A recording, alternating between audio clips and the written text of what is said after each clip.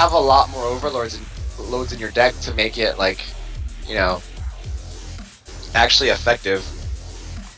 Yeah, it's not. I just don't think it does enough. Like, you're spending a card to deal 2 damage, which just isn't very impactful. Like, you have to be gaining a lot of tempo. Well, the thing is, if it unlocks 2 overloads, isn't it practically free? It is practically free, but like if you compare a card like Innervate to that, the great thing about Innervate is that it allows you to like plan to like have a great curve. Whereas like this card, you have to like play spells with Overload, and like even if it's free on mana, it's still a card. So like I guess if it becomes like Backstab, which it can, like that's nice, but it's at least Backstab. Like Backstab and Innervate always do something, whereas this card, it seems like there's too many times where it wouldn't do. It's always going to do 2, obviously, but it's not really doing something, if you know what I mean. Right. I mean, that makes sense. In my opinion, it's one of those things we're going to have to wait and see, I guess, but I can definitely see your arguments why, you know, it's not the strongest looking card initially. Right. People are speculating that, like, it'll mark the return of Earth Elemental, but Earth Elemental is still not... I still don't like that as a card, because it just gets Black Knighted and BGH'd. Yeah, it's very hit or miss. Like, it's a huge impact. It's basically like a giant card that says skip your next turn. But if your opponent doesn't have an out, it can be great. But in the meanwhile, games. So we've got Chicken piloting Paladin against Carvalho piloting Rogue. One of my favorite decks in the current format. I like your choice of the word piloting. So, both of these decks could be running piloted shredders, so... I'd be surprised if they weren't. That's probably one of my favorite cards in this format. Piloted Shredder, just such a good card. Put it in all your decks. And we see the coup come out. Yeah. It kind of expected, because, yeah, Paladin's worst matchup is Rogue. Like, I think... I mean, before I wasn't really too entirely sure, like, how bad the matchup is, but then, like, when I started playing Rogue, like, I had a 20 game sample against Paladin where I went 18-2. So then I was just like, yeah, I'm never playing Paladin versus Rogue. That's pretty unreal, but yeah, it's very good for the Rogue. That's for sure. That's definitely a smart ban. I never beat Paladin on the ladder, but you know, if you look at the stats, it's like you say, it's very heavily in favor of the Rogue. The Phantom Knight so many board clears is really the thing. Yeah, they just have so many answers. Okay, so they've got the massive AoE in case you even are able to... Let's say you get to turn 8 and you muster Quartermaster, like there's still Blade Flurry. And then you play Tyrion, there's Sap.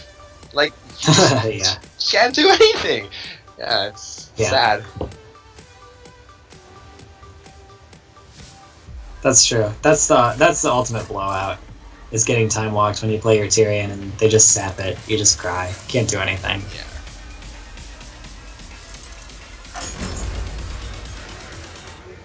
So let's see. What are these guys gonna run out now? So totally switching it up. Chicken on Shaman, Carvalho on Druid. So this is an interesting matchup. So Chicken, you know, bans out the unfavorable matchup, and here he actually now is in the spot where he is the favorable class. So yeah, this is almost certainly mid-range Shaman instead of mech Shaman. This is a deck I like a lot. I've been practicing with this deck a little bit lately, and it's got a lot of power. It's able to beat aggressive decks. It's able to beat slower decks, and the number of taunts that it has is really going to make it powerful against this Druid deck. For, like, you know, basically having outs to combo. Right, outs to combo. Also, you've got hexes. Right, which that's are a big deal. Really, really great. Such a fine spell, Hex. 3 mana kill anything. And silence it, basically. So, pretty serviceable hands from both players. Shaman has the ability to play a quick Flame Tongue Totem, or Feral Spirits, or even just coin his Piloted Shredder out, which might be what he chooses to do. Druid not drawing dead though, had turn 2 Wild Growth, which is what more could you want, and then it looks like it's going to be Chow Ghost here, which would be great.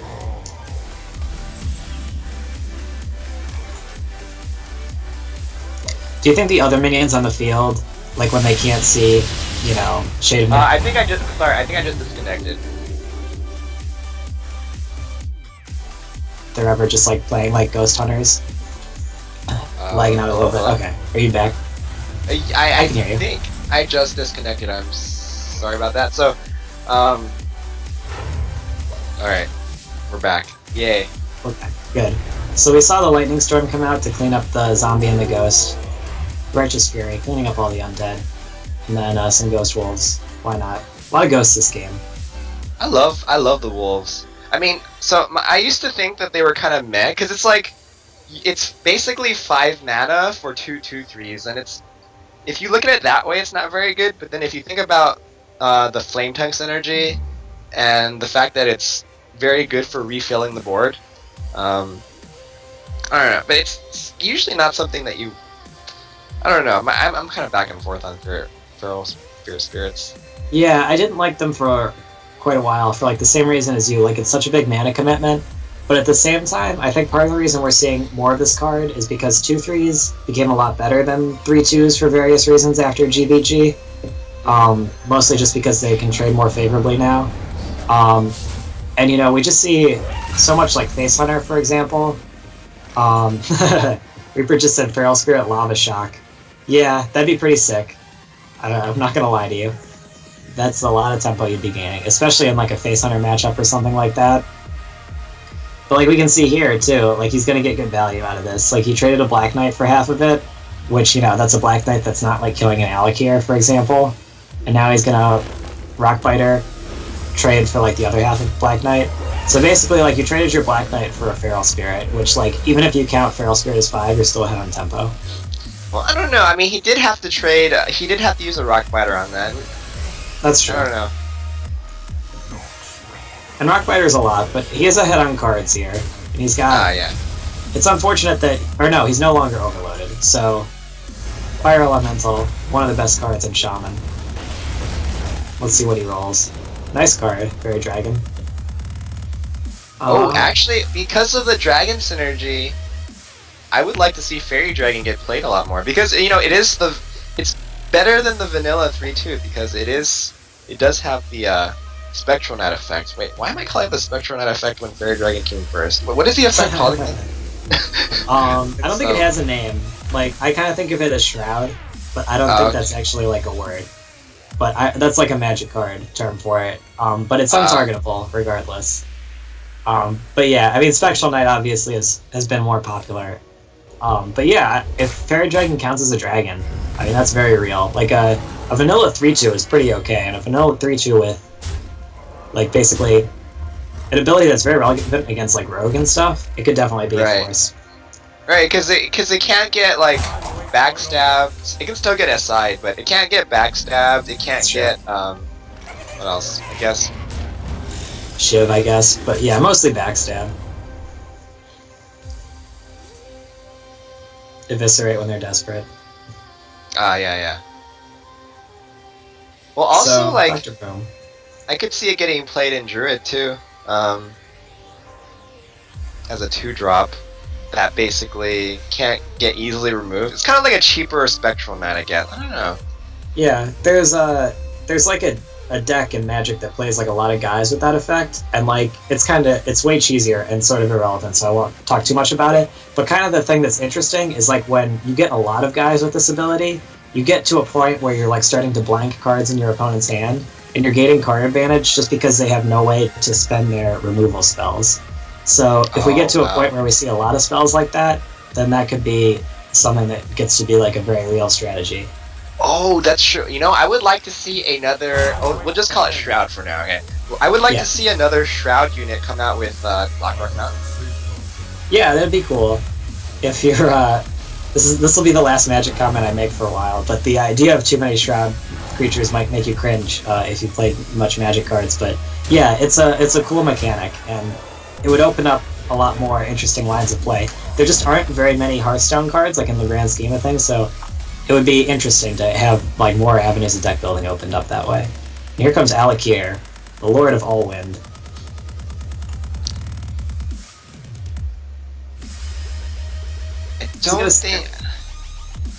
I think he's got a.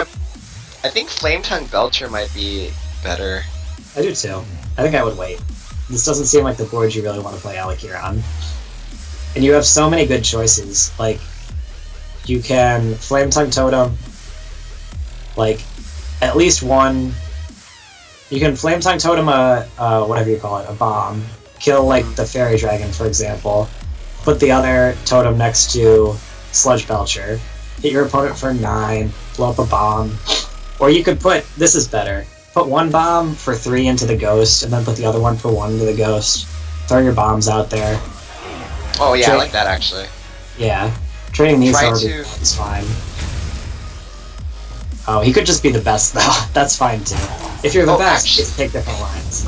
Oh, so actually, no, I like what he's doing here. So he's actually seeing how the bomb RNG goes before making a decision. Right. So it denies you the Flametongue power, but he got very rewarded for it because that was a pretty favorable Boombot explosion all around. Like, one went to the face, but one good one was all I needed. Mm-hmm. Oh, and the Crackle's able to take out the Keeper. Yeah, I like that here, since you don't know how far ahead you are, because you don't know what your opponent has, but the fact that it's double Innervate, your opponent's basically out of cards, so you're in a great place. Although you're at 3, so you're also drawing dead to swipe. Right. Yeah, I'm wondering if Chicken runs Healbot in this deck. You know, this deck, so far, I haven't seen any deviations from the deck that I'm running, which is like one card different from the deck that Masan is running, and he was actually playing it this morning on stream, and I know he cut Healbot since the last time I looked at his deck list. And I think his deck list is a lot more optimized now than it was when I played it last time. Like, last week he was playing, like, Reincarnate, but perhaps Chicken has cut the Healbot also. I see. Well, I mean, like, I get Healbot isn't, like, a must-include, but it is kind of an include sometimes if you're expecting a lot of Face Hunter. Yeah, and that's... Whoa, is that a Knife Juggler? It is. That's certainly not standard. Yeah, that's... I mean, it's actually got decent synergy with Shaman, you know, given that they do run Haunted Creepers and they got Totems, but... Those totems. Well, Carvalho's hand, though, it's like the worst spot to have that. Oh my god! He's already at 10 mana and his hand is 2 Innervates and then top deck Wild Growth. That is so unfortunate. That is, but he has another draw here, so it's not too late. And there you go. All is well. All is right with the world. Cenarius is in his battlefield. All is right with the world. 2 treads. So, not the best place to be, but I mean, Chicken is so low that anything can still happen at this point. I think he wins though. He's got lethal. Oh yeah, sure does. You can clear the 2 treads with Alakir and then just play a Flametongue Totem and kill your opponent. So, nice try, but I guess the best possible card was not good enough here. No. Yep, well fought by Carnival Ho. Almost had him. No, but I think that all came down to the fact that Carvalho's hand towards the end, he just had nothing else to do because he had 2 Innervates. I mean... Yeah, that's live by the Innervate, die by the Innervate, you know, and he just drew them in the wrong order, so... It's a card that can win you the game, and that's when Innervate is at its worst, when you're drawing it off the top of your deck at 10 mana. Right, like, I think the best possible usage for Innervate would be Innervating at a Lord, because then, like, you use the card, but then you basically cycle it for 2 more cards, and... Exactly, that's the thing. Like, you still can find ways to use it when you're Druid, because you can draw cards, you have double combo, you have... The fact that Wild Growth cycles while you're at 10 mana is very nice. Like, that didn't have to be a thing. It doesn't say that anywhere on the card, but Blizzard's just like, what if they draw this late? That wouldn't be any fun, so they just give them a card. So, certainly not dead, but also not the best. It's not as good as playing a guy 2 turns ahead. But yeah, you're exactly No, right. not. The late draws are really what sealed the deal for our Druid friend there. Well, I mean, Shaman is usually favored in that matchup anyway, so I really like Shaman in that matchup because they have so many ways of dealing with the Druid's big dudes. They can play a lot of small dudes and then flame tongue them up, and then if they can get good flame tongue value, it's just. That's very true. And like Shaman is so about playing for the board, and Druid just has no hard removal and no like hard board clear. Like Swipe is the only real AoE they have, so it can be hard if you get behind on board. And even in that game, we saw the Shaman just get so low, but he always had the taunts, so he was never in really that much danger of dying to anything but Swipe. And he was just like able all the Shaman are running Sludge Belchers as well, right? So definitely with those in hand.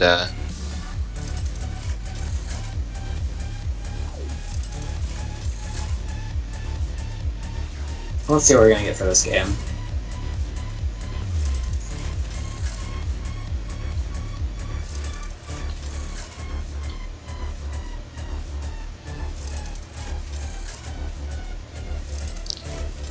Pouring a pre-game beverage. I think that's what I'm doing right now. That sounds like a good plan.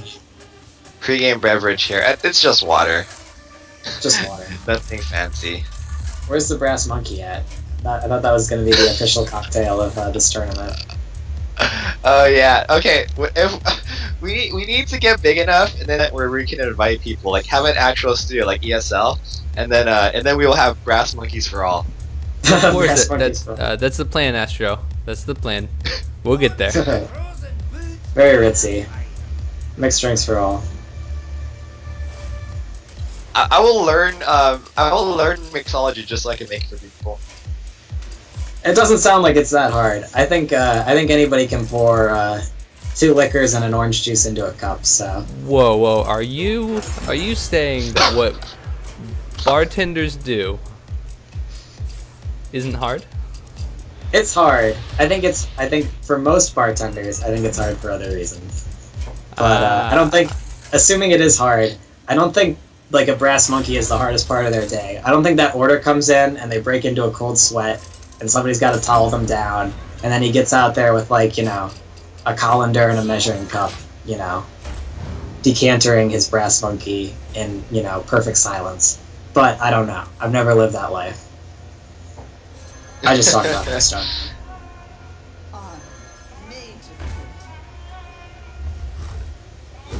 So let's see. Alright, well, we're jumping into this next game here. Warrior Handlock versus Warrior. Handlock.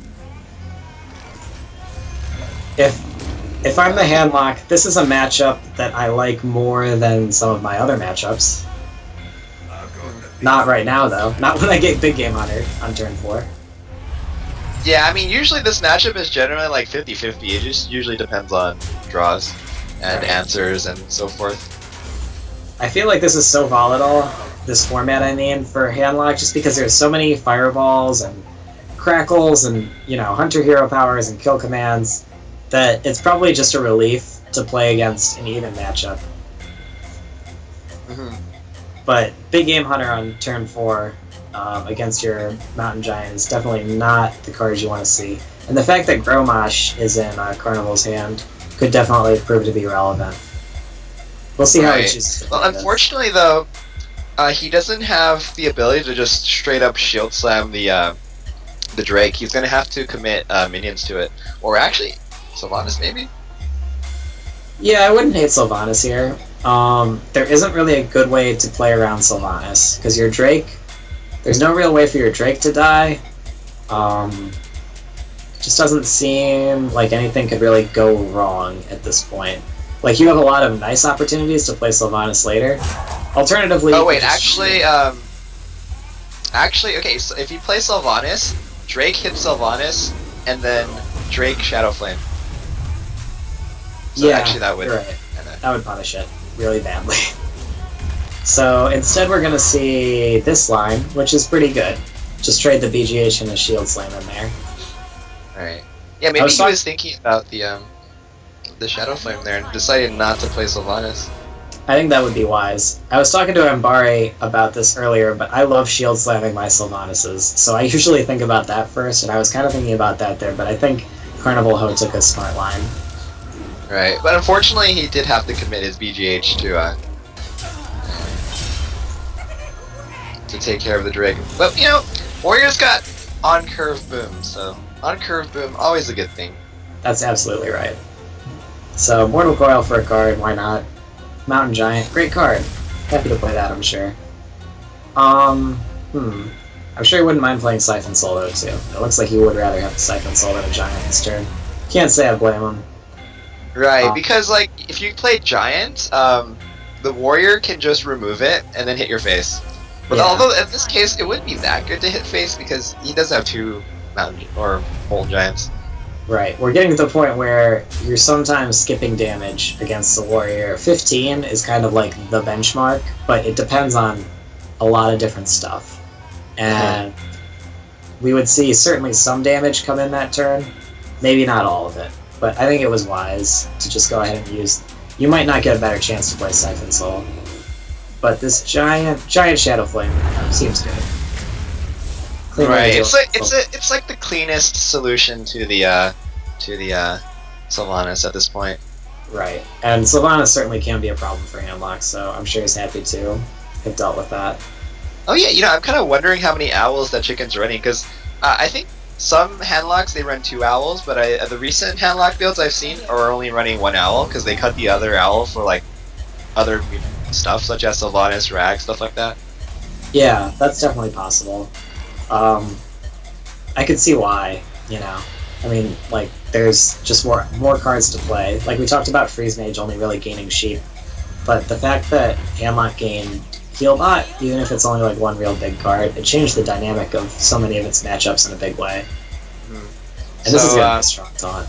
Yeah, Chicken taunting up 2 dudes, just playing around the Gromash combo here, and yeah, if he didn't play the taunt, he would have been dead, but fortunately for him, he did play his taunt. Right, yeah. Very smart of him to be very aware of Gromash there, especially Gromash on turn 10, where you have to worry about, you know, Gromash Taskmaster, which is exactly what Carnival Ho has. Good play of him to not open himself up to that blowout. Carnival Ho's got Alex in his hand now. Alex isn't actually going to do anything in this matchup, unfortunately. Yeah, well, now it might. If he plays it might, yeah, we actually might, yeah. Healbot. This is so awkward. You wish you were 1 life point lower so you could just play the Mountain Giant and the Healbot, because Giant gets so much worse, so I wonder if he's willing to hold off. I even if he did have 0 health, I actually don't like playing the Molten Giant there, because it plays too much into Brawl. That's true. If he's playing Brawl, that's another risk you have to take. Oh, right. Look, there it is. Okay, right and smart.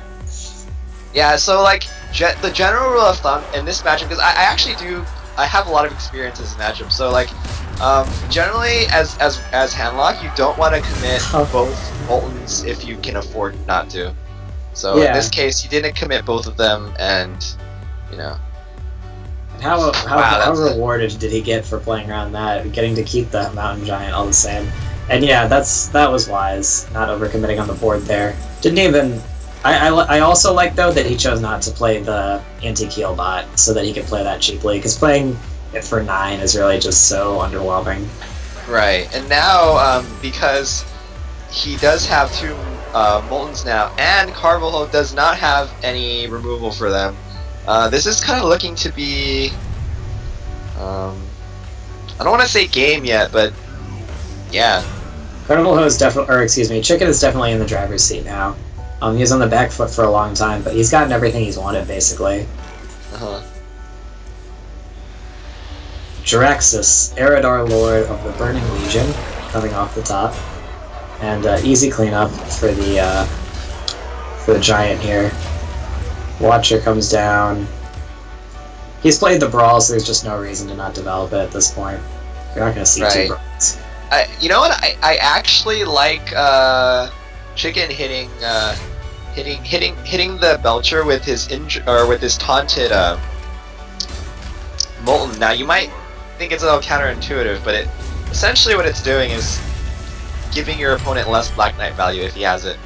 Right. That's very true. In that case, he had Deathbite, so it was maybe a little worse, but the Black Knight would have been much, much worse than that. And the Deathbite is actually a card that can do other things, whereas the Black Knight, all it's really here to do is kill taunted up giants. Now, I imagine he's going to heal bot here as the safe play. Yeah. Yes, just because of the Deathbite specifically, yeah, he has to. Well, I just realized, Chicken's running double BGH in, I had not noticed that, but that's interesting. You know what's actually really interesting about that? And he's going to get value out of at least one here because he has the BGH to kill the Alex, which is going to be outstanding. And then his opponent has 1.5 targets for him in his hand also. But the thing that's weird about BGH is, if it's a dead card, you can always play it as a 4-2. And Handlock not so, because you have to be kind of worried about it killing your own guys. So I think it's a bit of a bold choice to play too, but he's going to get rewarded for it in this matchup. No, you know what? But I like BGHs in Handlock though, because at worst, it's another Shadow Flame target, right? So you have Ancient Watchers, but like, it's 1 mana more expensive, but in the case where your BGH isn't going to be useful, such as in like an aggro deck where they don't have usually not more than just a Dr. Boom for your BGH target, like you could, at worst, it's another Shadow Flame target. That's true. Although, say your opponent has a bunch of 4-power guys, and your cards are like, you know, Giant on the board, Shadow Flame, BGH, feels bad, man. But that might be more of a fringe situation than is worth thinking about. So it is a very nice... Dealing 4 with Shadow Flame is really the amount of damage you want to be dealing. And 7 mana is a great cost for it, so it's definitely a very nice target. And is this lethal? It appears to be lethal, Jim. He's dead, Jim. As a Warrior player, I'm sad to see the Warrior losing this matchup, but actually, given Carvajo's build, because I think Warrior can be favored in this matchup via certain builds, but Carvajo's build in this particular instance is actually, I think, a lot worse against Handlock. Baron Geddon's certainly not doing a lot. And he did have Brawl, at least, which a lot of players have been cutting, which is certainly a good card against Handlock. But yeah, right. I'm curious to see his whole list, because those couple of slots that are variables in Warrior, I do feel that it's the most standard build is not specifically tooled to beat Handlock. It's definitely more looking to hate out like aggro and mid-range. And Handlock's such a deck. Yeah, the best decks, the deck list that you can run as a Warrior against Handlock is basically you gotta make it as greedy as possible. So, put in the Black Knight, put in the Gorehowl, and Alex is actually not that useful in this matchup. So, Ysera over Alex, usually. Yeah, those choices, yeah.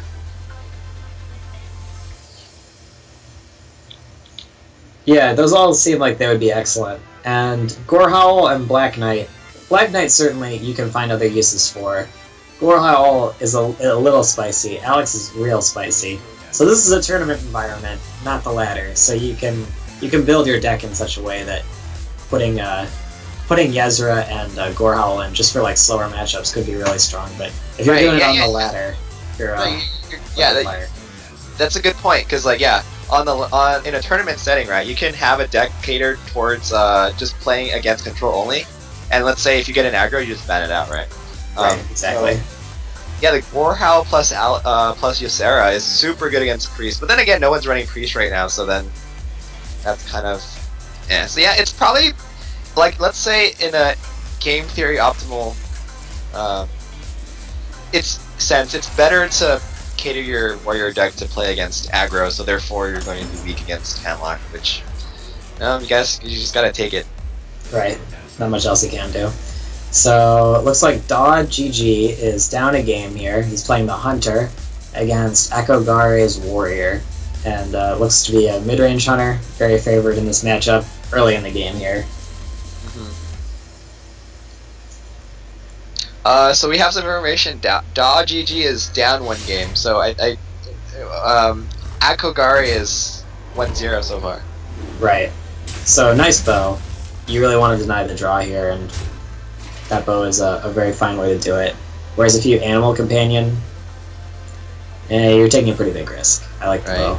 And also, Daw has coin high main, so, you know, here's nightmare situation for Warrior. Daw GG gets another high main and gets a boom in his next couple of draws, and then you get coin high main into boom. In the pre-Dr. Boom world, Savannah Highmane was clearly the best card in this matchup, and it still might be the best, like even better than Dr. Boom. But if you could have one card in this matchup, it's Savannah Highmane. So, yeah, that would be the absolute worst. And what are we gonna see here? Maybe Knife Juggler, Hero Power, or maybe Animal Companion. Yeah, actually, I think, Knife Juggler, because then he's able to Hero Power one. I guess, you know, he doesn't need to play the Animal Companion just yet. That's true. It's a card that scales well. And, you know, Knife Juggler, Unleash the Hounds is almost certainly not going to be a thing. He's got 2 kill commands, so he might need a Beast later on. Because next turn he's going to be very busy playing the best card in the game.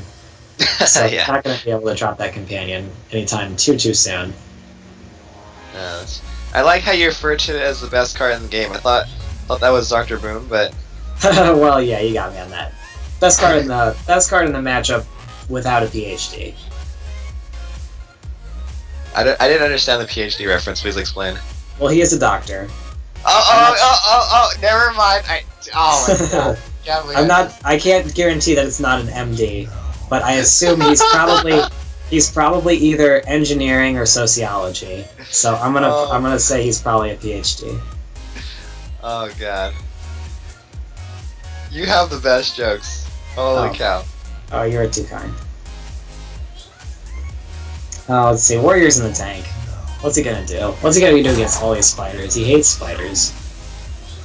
I don't know. You would think that Warrior, being a manly man that he is, would not be afraid of spiders, but spiders are no joke, man. I don't know if you've seen Keanu Reeves' contemporary film classic, The Replacements, but football players and big dudes can be scared of spiders. Ron Weasley's scared of spiders. Oh, wow, I did not know spiders that. Are no joke. Well, have you never seen The Replacements? No, I haven't. You need to run out to your nearest Blockbuster and immediately purchase all the copies of Replacements that they have. What the F is Blockbuster? You still have Blockbusters there? I had to come into the stream for that one. No, even in Cleveland, we no longer have Blockbuster. I don't know if you can get it on Netflix. Oh, Lord. I'm sure. Alright, so does he coin high main or does he save the coin and play Lotheb? Oh, come on, of course he coined Nah, I don't know what he's thinking. kidding. There you go.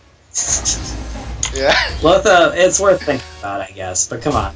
Come on, man. It's Lion King time. A whim-mo-it. I was trying to think of a song. That's a good one. Let's stick with that. Sylvanas. Oh, no. Oh, Sylvanas is actually pretty decent. Yeah, that's nice. Yeah, what do you do? You know what? I think you can just trade it in and then, you know, hope he's gonna steal like a hyena, I guess. I don't know. I mean, he's either getting a 1-2 or... Yeah. Because worst case scenario is that you leave it alone, and then the Sylvanas runs into the creeper, and then he shield maidens, and then shield slams his own Sylvanas. Yeah, that would be awesome. Yeah, that's good for you. Your opponent has a 1-2, who cares? Now you can play... I think probably just Lotheb. So head on board, like, you're wasting a mana, but what else are you gonna do? Like, Animal Companion, Hero Power? Well, you know... Yeah, I'm a huge fan of Lotheb as well, but... I would, you know, he does have 3 beasts now to potentially, like, okay, let's say Warrior plays, I don't know, Boom here. He can Unleash the Hounds, Scavenging Hyena, and then he'd get, like, so much buff from it. Yeah, that's very true. The Hyenas would be insane. But we see Akugari's hand now. He's got the Brawl, and he's got Baron. Oh, dude, the Baron get in this turn! That's the sickest Baron. So much value. Yeah. Trump just dumped his girlfriend. He got so much value out of that one. Oh my gosh, what a play. Wait, I didn't even know Trump had a girlfriend. He probably doesn't. Wow, shots fired.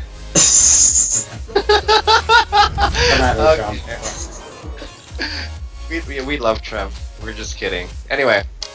I copy and pasted some voices. Actually, I don't know. So anyway, we've got Execute coming down on the Misha, and then we've got Dr. Boom.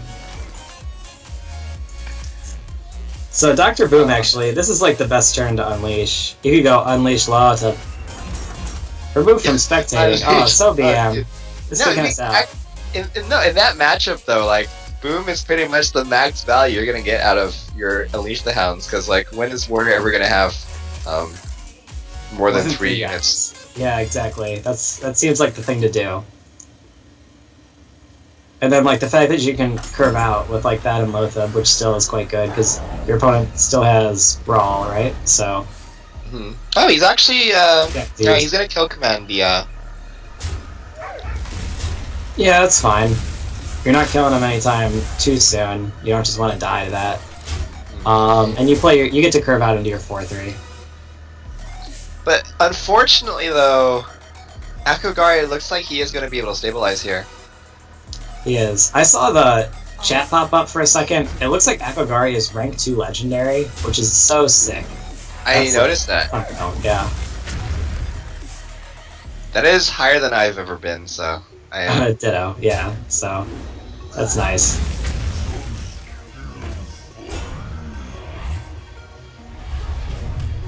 But you know what I am disappointed about? He's rank 2 legend, but he doesn't have Golden Warrior, so. Yeah, what the heck. He must play other classes. So, Dr. Boom, I think Akogari is running away with this one. This is such a good matchup for the mid-range warrior, but this is we're looking at the point where the tables are going to start to turn. Like, he's going to play this Dr. Boom. He can play it like with a silence or with hero power, but Akogari, we just know he has a lot of answers in his hand. I mean, you mentioned earlier that you like the mid-range hunter in this matchup, right? Very much so. I mean, I've heard a lot of differing opinions on it, and my input on it is that it's actually not that as favorable as for hunter as a lot of people think. It depends on how you tech the warrior, and it also depends on the hunter's draws as well. Basically, if they don't have high main into boom, you're usually okay. Yeah, that's true. I mean, that's definitely some of the better cards they can have. But the fact that, I mean, they can have, like, a very aggressive early start, and, you know, the warrior can just not have the armor smiths, which is basically, like, the only thing. Like, even Acolyte of Pain is not that much of a threat, depending on how aggressive a draw you get as mid-range hunter, because, like, you can just let them draw cards and not care. Right. But, I mean, in my experience, it's been a very favorable matchup for me on the ladder. And I think, it's like, statistically, they say it's favored like 70-30 in favor of the mid-range hunter, but you do see games like this sometimes where the mid-range or the hunter is just able to grind it out. I wonder, though, you know, DawGG, I understand every play he made. I wonder if he had an opportunity to turn this game around. But we certainly actually saw great cards out of the Warrior, too. The Baron Geddon was such an upset. I think the main thing was that actually one of the best cards in this matchup for the hunter is Piloted Shredders, because Piloted Shredders are pretty hard for Warrior to deal with. So yes. So essentially it came down to him not having Piloted Shredder on curve, and then he was able to coin out a boom, or sorry, not a boom, a high main, but his opponent, Warrior, was able to just play a Sylvanas. He had to actually trade in his high main for the Sylvanas, and then he wasn't able to follow up with high main and another boom directly after. So yeah, that's certainly true. He did sort of peter out towards the end of that curve there, and now that the Warrior is basically at starting health, like, I think it's more or less academic at this point. We're just gonna see some easy trades from the Warrior. Clean this up, have a million life. But yeah, not being able to curve out that effectively. He did have a bit of a slow starting hand, though, to be fair. DawGG, he started with double kill command. He wasn't able to play Animal Companion early. He had coin turn 5, Savannah high main, but before that, it was not the strongest early game he could have had. And also, using your hero power can be very important in this matchup, and he hasn't had much mana to do that either, just because of how in control Warrior's been. So, more or less, again, academia at this point. Warrior's going to the library, looking up things to do. La biblioteca. Bibliothèque de discothèque. I feel like that's like there's a techno song in there somewhere, but we won't worry about it. Bibliothèque is French for library. Wait, I thought it was Spanish. I think it's French. Maybe it's both. I know for sure it's Spanish, because basically the only thing I remember from my Spanish classes is that ¿Dónde está la biblioteca? Where's the library? Where's the library? So that's, hey, if you ever go to Spain or Mexico and you ardently need to get to the library, your education will have prepared you astoundingly well. Yes. I will know how to get to the library. I took French in high school, but I was really bad at it. So I could be wrong, but I'm pretty confident about Bibliotech. Anyway, Dodgy G, picking him up. Well, I mean, wait, are they both like Latin-based languages? I mean, if so, then you probably yeah, because they're both Romance languages. Yeah, so odds are good they're the same.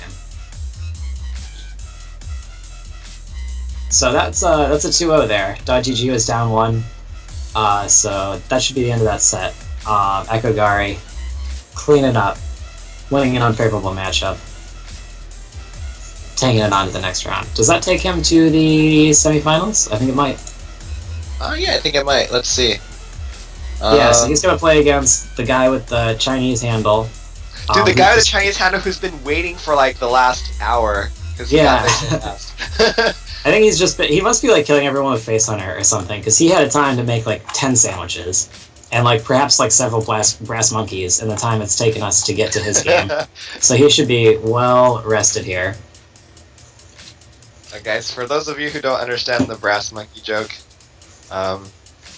it's an awesome alcoholic drink. And also a good song. Have you ever actually had one? Because I have not. It just sounds really good. I've never had a brass monkey. It sounds great. Next time I go to the bar, I'm wondering. Let's go. Let's pretend. Okay, even though we live in different states, let's just pretend we're going to the same bar. You know, a virtual bar, and then we're both ordering it, and then we're trying it, and we're telling everybody in the stream how amazing it tastes. Okay, sure. Clink, clink. Oh, this brass monkeys. Very good. My compliments to the mixologist. It is top notch. One of the finest brass monkeys I've had. That was some great acting. Great role playing. What stocks are you trading right now? Astro trades in salt, actually. Are you PJ Salt of PJ Salt Mines? The man himself? Maybe. The mystery deacon. I don't know, the stock question kind of came from nowhere. I wasn't expecting that one. It's not a sincere question. It's part of the role playing. We can move on from that. Is that what you asked? Was that what you asked your bartenders? I guess if I'm just really trying to sound, I've never done that in my life, but maybe I'll start. I don't know what my motivation would be. I guess if I really want them to spit in my drink, maybe I'll ask them what stocks they're trading. I'll ask them what they're trading, not tip. Have my drink spit in forever. That'll be the plan.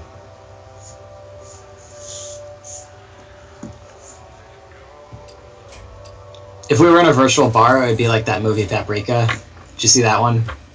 No, I don't watch very many movies, so I need to get on that. But just okay, well, I don't want you to worry about it because you should be really busy catching up on replacements before we worry about anything else.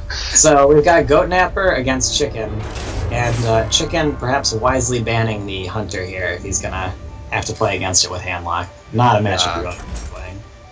No, not at all. Are you now my movie recommendations guy? I mean, I could be. I mean, I'm just kind of your life coach, basically. I'm not the life coach, but you haven't seen Replacements. So, like, you're not even going to know to toast to Shane Falco once you order your brass monkey. So, I mean, all is lost, basically, if I wasn't here. You're welcome. So now we see Chicken running it back against Goatnapper's Druid.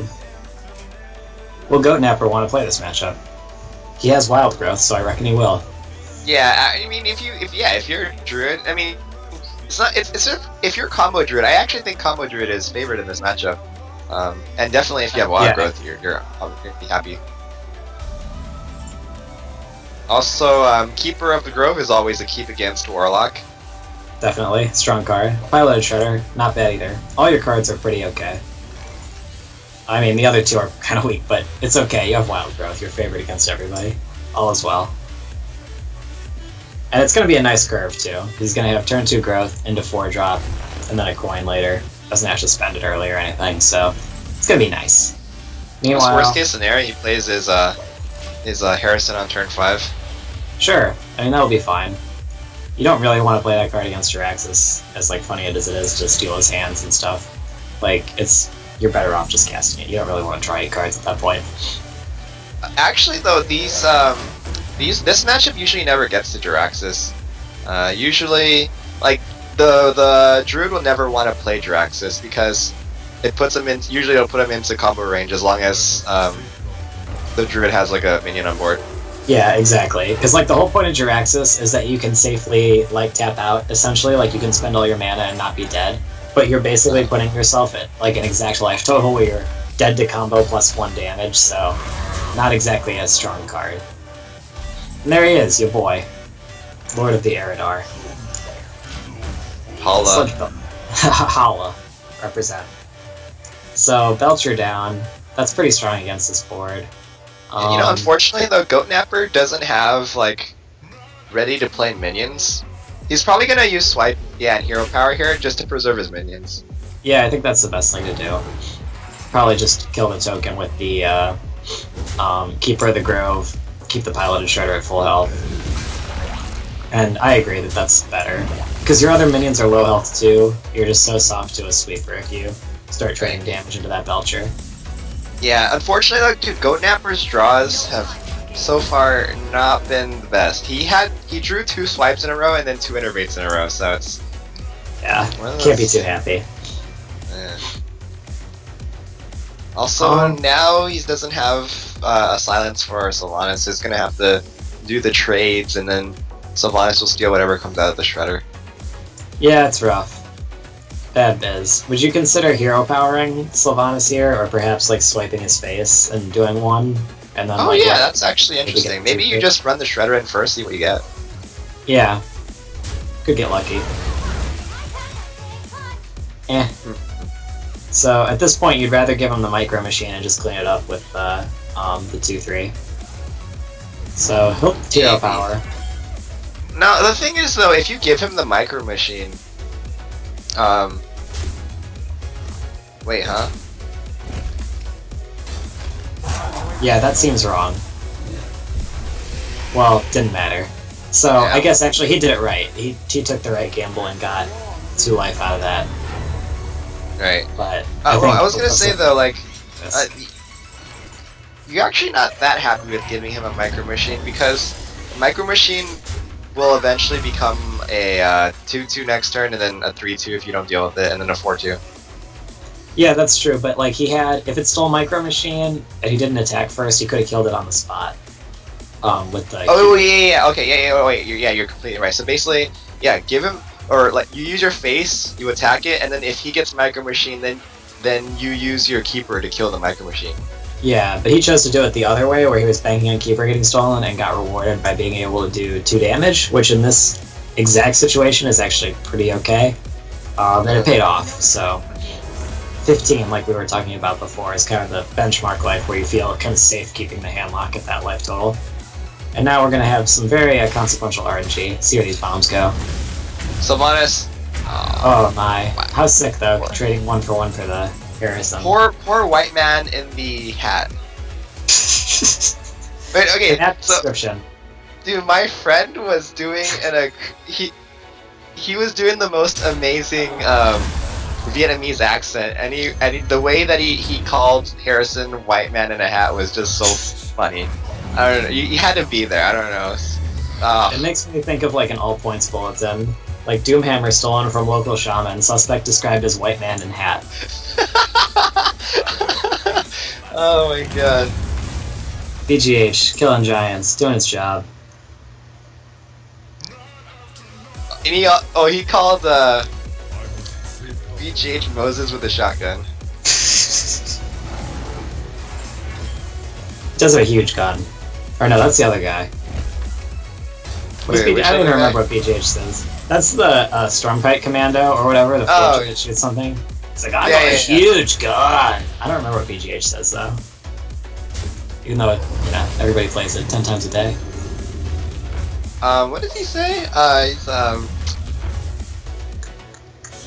I've got the beast in my sights? Yeah, that's right. I got the Alright. beast in my sights. Oh god, our Hearthstone trivia is terrible. Yeah. So bare. Uh-oh. Druid's out of gas, so Druid unfortunately got really bad draws, didn't get his lore. You kind of need your lores to refill your hand, but Yeah, that unfortunately just no lores. that 4 turn of swipe, innervate, that was really bad, especially since he wasn't able to spend the swipes on reach. He had to spend them on board control because of like Dr. Boom and stuff. So Oh yeah.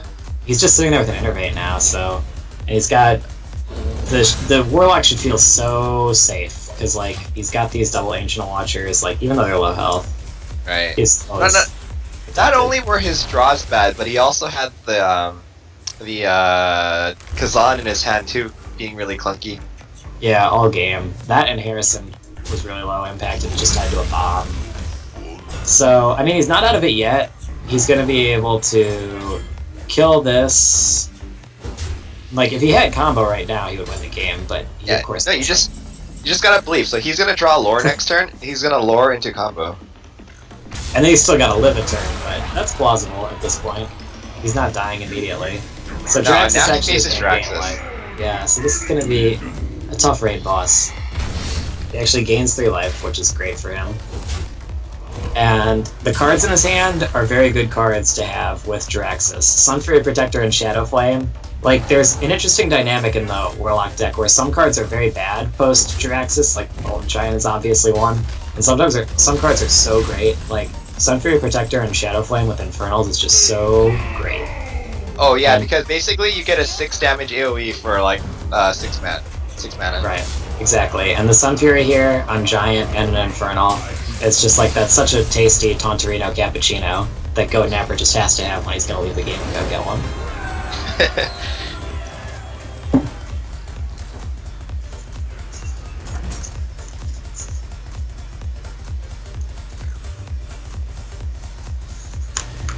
Yeah. Henlock definitely wants to be playing those Molten Giants before playing Draxus, and he was able to, so that was a happy ending. No pun Exactly. intended. Happy ending, Draxus. Your world is doomed. So, let's see. So that means Chicken was the Warlock there, right? Taking the game there. Yeah. Yeah, Chicken up 1-0. Reaper, is this best of 5? Because this is the semifinals? I feel like it is. The semis are meant to be best of 5s. Yes. Let me make sure the players know that actually. Okay, so there's the second Are ban. we doing? So we're not doing conquests for the later like semifinals and finals, or Not in the we're open gonna- series. Okay, sounds good. Cool. Okay, so this is going to be a best of 5, and now both of the bans are used up. We saw, Goat Napper had queued up Rogue, and Chicken had stayed on Handlock, and Goat Napper chose to ban that matchup, which is, I'm not Right, sure. I think it's I one don't, of Rogue's tougher I don't play that matchups. matchup very often. Okay. 'Cause Go ahead. I never see Handlock on the ladder, was all I was going to say, basically. I played a lot of Rogue last season, and then I actually got Golden Rogue finally, just Nice. yesterday. But yeah, Rogue, your toughest matchups are generally just Warrior and Handlock. Handlock not being as bad as Warrior, but if they do play, if the handlock does get a curve, like is able to play Drake into Giant, like just even have two of those threats in early game, you're kind of screwed because you have you have to use so much resources to remove those, and then if you're doing that, then you're way out of reach for killing him later.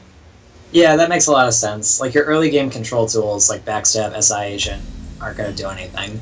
Like this is like some of the best early game cards in the deck. You can see them in Goat Napper's hand, and if this was handlock, like they're going to be pretty low impact against Drakes and Giants. And of course, you play no silences, so that's rough too. Right, like you have to, especially like getting through 9-8 health at turn 4 is just impossible. Yeah, and this is a matchup that I think is actually pretty good for the Rogue. Although this is Mech Shaman, so actually I might take that back. This one I think could really go either way because it's just such a high variance deck, Mech Shaman, that if you get enough damage fast enough, you can kind of run away with it. I like the Rogue here, just due to the fact that he has the Backstab SI combo, and then he has 2 teachers, so that's usually pretty good. Yeah, that's pretty excellent. And like the fact that he was able to trade, like he was able to kill a spider tank without taking damage from it, and now it's like turn 4. And like if you're Mech Shaman, you really run out of like you should have already done something. And like the fact that you got countered so hard, like he might just play the Violet Teacher here. Like Sap is really good, like that's basically like a time walk, but Teacher might be even better.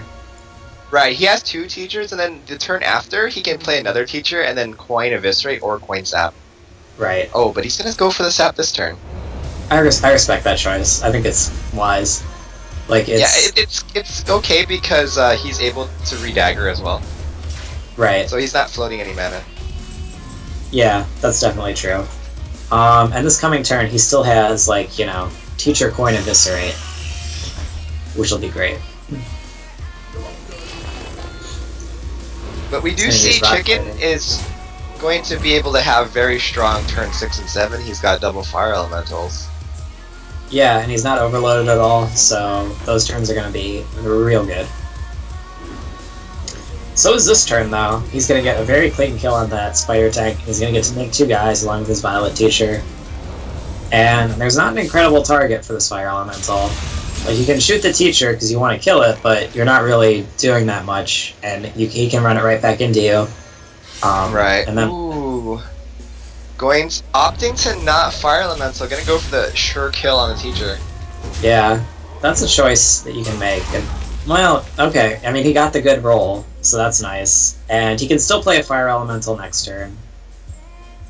So this is pretty okay for him. Mm-hmm.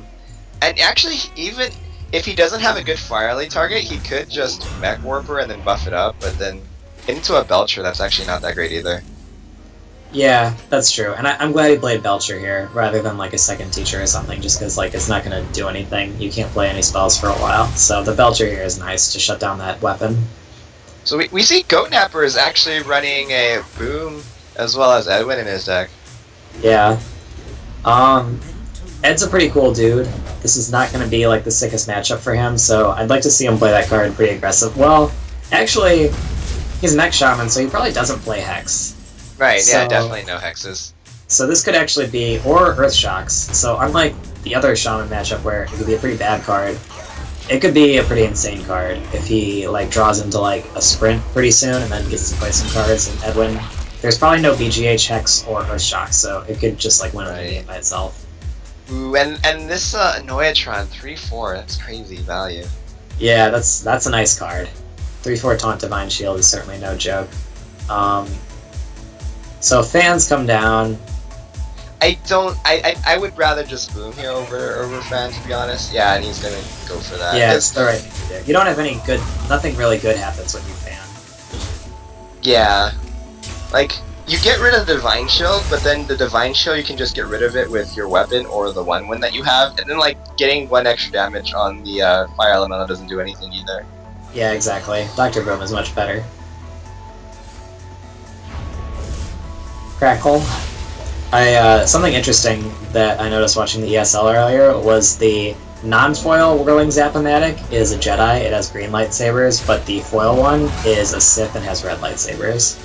Wait, what? Yeah, so everybody watching the stream, you should definitely run out and craft golden Whirling Zap-O-Matics if you play Shaman at all, because why would you want to be a Jedi when you could be a Waller Sith with red lightsabers? Wow, I did not know that. Oh, and this Fana Knives so much better than the Fana Knives from last turn. Yeah, way better. Yeah, and this is gonna be a nice turn. Like, he can attack this. RNG time. And he's the best. Good for him. Oh my god. And now he can play, like, you know, Earthen Ring Ed. Yeah. Heal the Boom. Some Doctor on Doctor action. And then Ed is a huge guy. This will be really good. Huge guy, that's what she said. Never mind. He's a big guy for you. And Flame Tongue Totem's not going to be able to clean it up. We're going to make as many Bane jokes as possible during this cast to make sure Bane gets the proper amount of posting. So, we saw the Shaman, or we saw not the Shaman. We saw the Rogue able to clean that up and tie this series, so... as predicted, I guess. So the Rogue was able to win that matchup in pretty convincing fashion. Dr. Boom pretty much just sealed the deal there, but really just capitalizing on a tempo advantage that started with that Backstab SI. Right, yeah, Backstab SI is such a good opening against aggro decks. It's like, basically, if you see it, it's like you automatically just, oh my god, this guy's probably just gonna win. He's got Gallywix in the deck. What a player. What? Oh my gosh, and Chicken's got Water Elemental Blingatron. Alright, so player status confirmed on both sides here. Yeah, that Water Elemental is going to be doing some serious work in this matchup. I really like it. Yeah. Yeah, absolutely. It's going to be a powerhouse. So, let's see. Looks like Coin Sai guy. Seems good. Could have been Coin, Mech Warper right into, Oh, yeah, you're right. No, but the thing is, if you do that, then you give your opponent immediate dagger value. That's true. And, like, pointing out Mad Scientist is not bad either. You just kind of want to suicide it ASAP to get, because the main thing is that if the sooner it dies, it's the sooner it thins out your deck, and that you're less likely to draw into your mirror entity, which you don't want to do. Right, that's definitely true. And you're probably going to get a 3-3 no matter what you do once you play Mirror Entity, because your opponent's not just going to... You're Rogue, you don't have to play into Mirror Entity, and there's like so many like just fine things you can give them. Like you can give them this Earthen Ring Farseer, you can give them that SI agent. You just don't have to worry about it. And I'm actually surprised that he didn't just kill a Scientist there. No, because I actually agree with killing the, because you're playing around what is it, Blast Mage as well as Tinkertown. That's true. Tinkertown would have been big there. You have a turn before you have to worry about Blast Mage, but I do like that you disallow the Tinkertown. That's true. And a little bit reckless by Chicken, because I mean, it's not inconceivable that his opponent could have, like, say, Backstab for, like, a lot of value, more than average. It does just go ahead and play the Farseer Pass, so that's fine. It's the biggest guy on the board. You gain life. You need life if you want to win this matchup. And here comes Water Elemental, which is going to be, if it lives, which it looks like it, I bet it's going to get sapped actually. But yeah, he needs to sap. Actually, sap SI is pretty good here. Yeah, I think that's the play, because you can still deny the value on the Scientist, and then, you know, clean the board basically. Your opponent's probably going to want to spend the next turn replaying that Water Elemental because he expects to get value out of it. You're setting him back a lot of mana. Wait, the turn ordering here is kind of important. No! He's gonna give 2 mirror entities to him. Uh-oh. Whoops. That was a mistake. Oh. Because, okay, if you trade first. If you trade first, and then you SI after, I believe the Scientist dies first, and then the mirror entity activates. So I'm then pretty you sure you're only right. give him one. Because Battlecry is when you play a card, and I'm pretty sure Mirror Entity is like when a creature enters play. So I'm pretty sure you're right, but I'm not 1,000% sure. 1,000% sure that would be pretty crazy. That would be a high number. I know, like, if you play Sylvanas into Mirror Entity, your opponent's Sylvanas comes into play first. So that would imply that, like, Mirror Entity, well... Well, if you use SI to kill a to kill a mad scientist, they get the SI. Right. So, but if they already have a Mirror Entity on board, then how would that work? I'm guessing certain. that you would only just get one SI and not get the second Mirror Entity. Yeah. Taking flack from all sides, I'm saying 1,000%. Somebody needs to research this for science. Yeah. More science! So that Mirror Entity went down on a Blood Mage Thanos, which is not the most aggressive, but it's a free card. And he's yeah. Yeah. Not bad. At worst, the Mirror Entity cycled for another card, so... We haven't mentioned this, but there's a Kel'Thuzad in this deck also from Goat Napper, which is pretty nuts. What? Oh my god, I just noticed that. Wow. Yeah, Wait, he's so got there some... was Gallywix, and there's Kel'Thuzad. Yeah, that's some spicy cards. I wonder what he cut for those. Wait, is this the same deck we saw last game? Because we didn't actually see that many cards last game. No, we didn't. Yeah, we didn't see either of those, but presumably it must be, yeah. Because I think they registered. So, yeah, I don't know. That's pretty nuts. It doesn't seem that good, to be honest, but it's cool. In fact, he has a nice chance to play it this turn, I guess. It's a little risky. Dude, infinite card draws. Infinite card draws. Yeah, too bad he's dead, though. And I'm surprised he didn't heal bot, actually, because he's just so dead to Fireball here. I don't know if, you know, it would have really helped all that much, but yeah, there you go. Seals it You up. wanna know what the problem was this game? What was that? Rogue didn't have backstab SI. That's true. He just hit SI, and it somehow, perhaps he could have layered that better, and it would have made a difference, but yeah, he did not have backstab SI, which could have been the difference, that's for sure. So, looks like these guys knew exactly what they wanted to play for this next game, so they're queuing up real quick. So Goat Napper, more than willing to run it back with the Mage. Oh, but so he's he up is... 2-1. He's not a mech mage, though. He's, looks like he's Oh, control he's mage. Mage. Okay. Oh, no, but he's not exactly freeze mage either, because that's a Sylvanas. That is a Sylvanas. Yeah, that's kind of weird. He has Ice Barrier, though, so I'd be really surprised if he wasn't planning on doing freeze mage type things, but maybe he's, like, playing Sylvanas too, which seems kind of really weird, but I think it's the defensive mage. I mean, he runs that just for defense, but he probably has like duplicates and stuff. Jeez, yeah, so he has Echo too. That's weird. I wonder if he's playing like the Fatigue deck. Well, I hope you brought a snack, if that is the case. So Paladin... let's just pour some more beverages. Yeah, exactly. Paladin looks to be a little bit on the slower side too. Oh jeez, what are these cards? That does... Okay, so that does signal to me that it's probably Fatigue Mage. At least, I don't know. I've seen Savitz play that card, and he's basically the only player I've watched play this deck, though. Oh, can you do your Savitz accent again, please? Please, briefly. So, I drew the Illuminator. I thought I had later, but my opponent had the Lawton. So, wasn't able to close it out, but what can you do?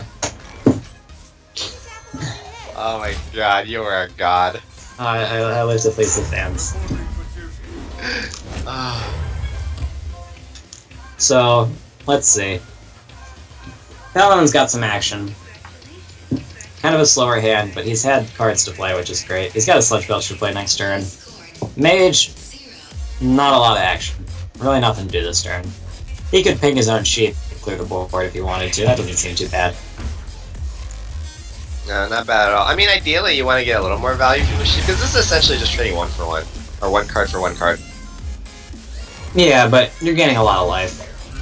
You're gaining basically 5. Oh, yeah, you're right. So, I mean, I think you have to do it. In this deck, like, you really just want to live for a long time, and so you can really kind of take it over.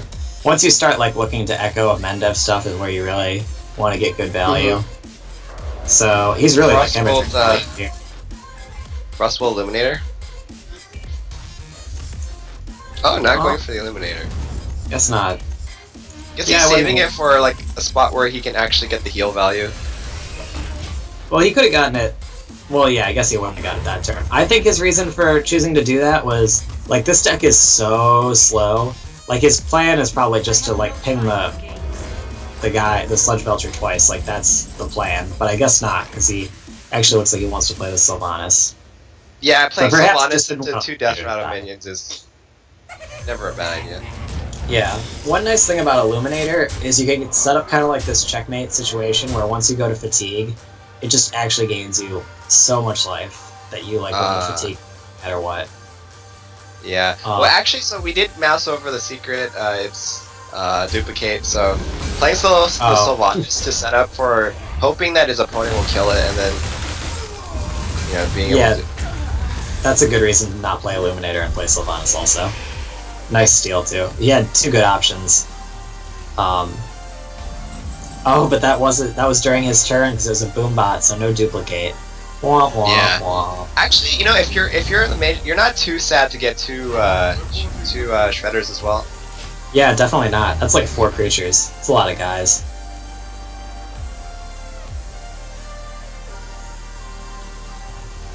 But if I would have loved to steal Dr. Boom, because you steal Dr. Boom, you get a duplicate, you get 2 more Dr. Booms. Oh my god. That would have been insane. This is still going to be great, but that would have been actually insane. No! That's a nice one, too. He's going to get 2 unstable ghouls. It's not as good. No, it's not. But that's a lot of taunt and a lot of AoE. You're, like, if there's one deck that is okay with getting a bunch of unstable ghouls, this should probably be it. Yeah, I guess you're right. I mean, but still, like, it's a 2... Yeah, mana-wise, it's like, dude, would you rather have 2 4-mana creatures or 2 2-mana creatures? Right.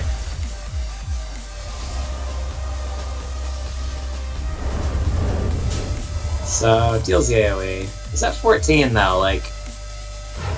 He's getting to a point where he can kind of start to feel safe. His opponent's, like, extending really hard. Really hard. God, Flame Strike talked that. Go. Aww. Yeah, exactly. Not today, though.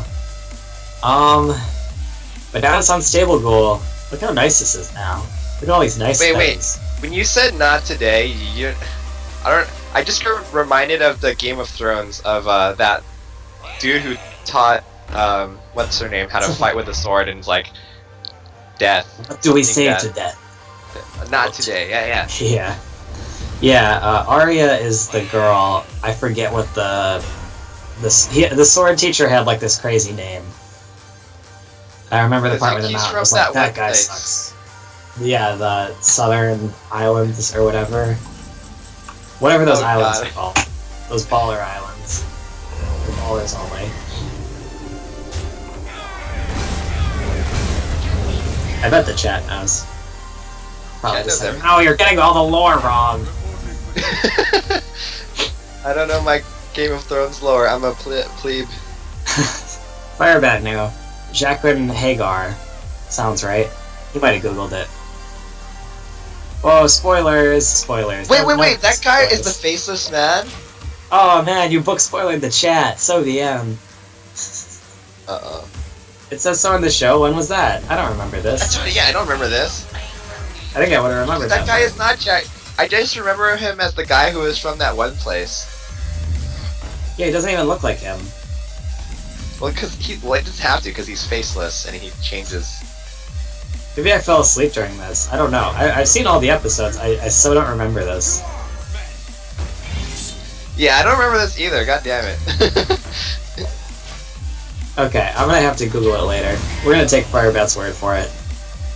I don't remember anybody ripping their face off in anything but Silence of the Lambs, but apparently Lord of the Rings did it too. Whoops, I mean Game of Thrones. I can't believe you said that.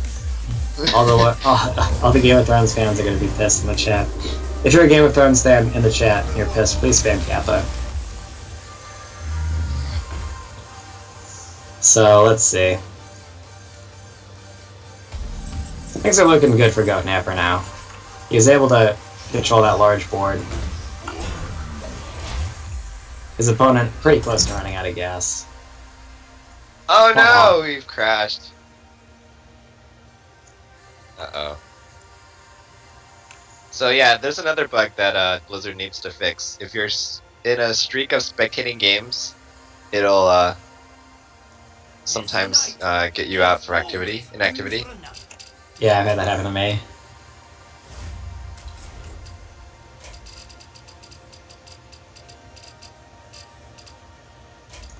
So yeah, it's getting to a point in the game where we're kind of looking, it's going to be important these next couple turns. Either the mage is just going to get the value he needs and run away with it, or Paladin is going to be able to push through for damage.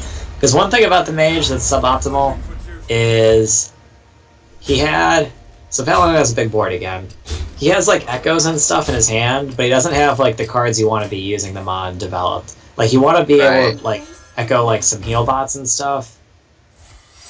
Alright, so he's gonna gain a little life here.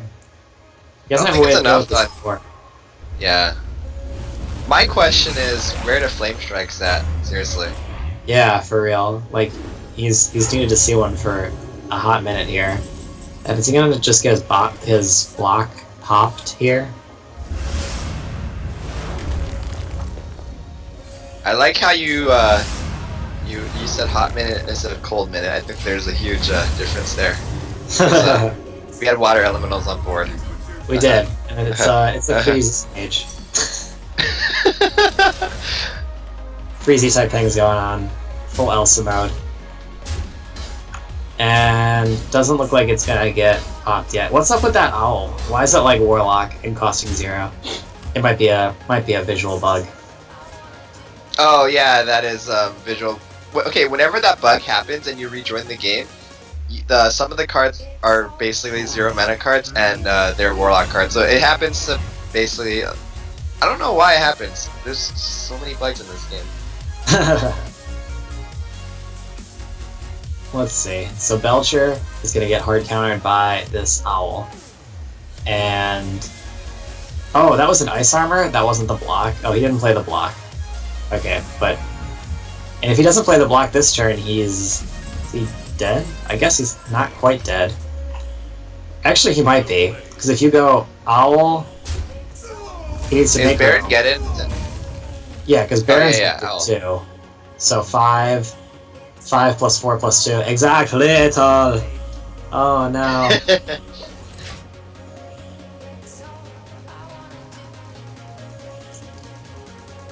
Uh-oh, our game's frozen. Yeah, that's okay, but I mean, we know Chicken saw it.